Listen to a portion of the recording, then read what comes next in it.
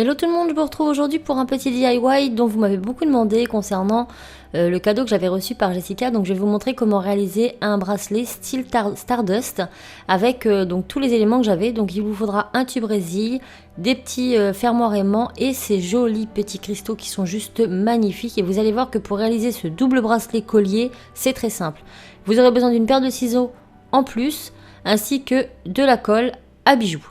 Donc tout d'abord, je vais tout simplement faire le tour de mon bras 2 fois parce que moi je voulais faire un bracelet double qui fasse bracelet et collier.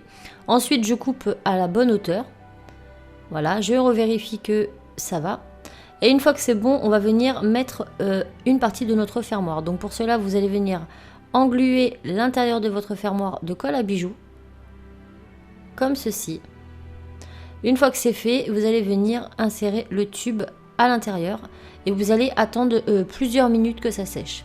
Une fois que cette partie est sec, on va venir réaliser un petit entonnoir avec tout simplement une feuille de papier, ce qui va nous permettre de pouvoir insérer plus facilement les perles dans notre tube. Donc lorsque notre petit entonnoir est fait, hop, je vérifie que rien ne gêne, je l'insère de l'autre côté et je vais tout simplement venir insérer mes perles à l'intérieur.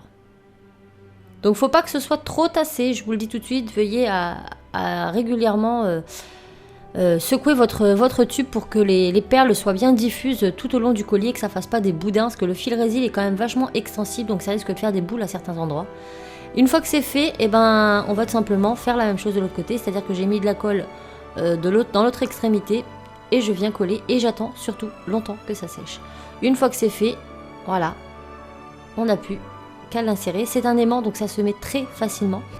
Donc pour être sûr qu'il tienne dans le temps, j'ai rajouté un peu de glu au niveau des fermoirs et voilà un joli petit bracelet. Donc j'espère vraiment que ce petit DIY vous aura plu et je vous dis à très vite pour un autre tuto. Ciao!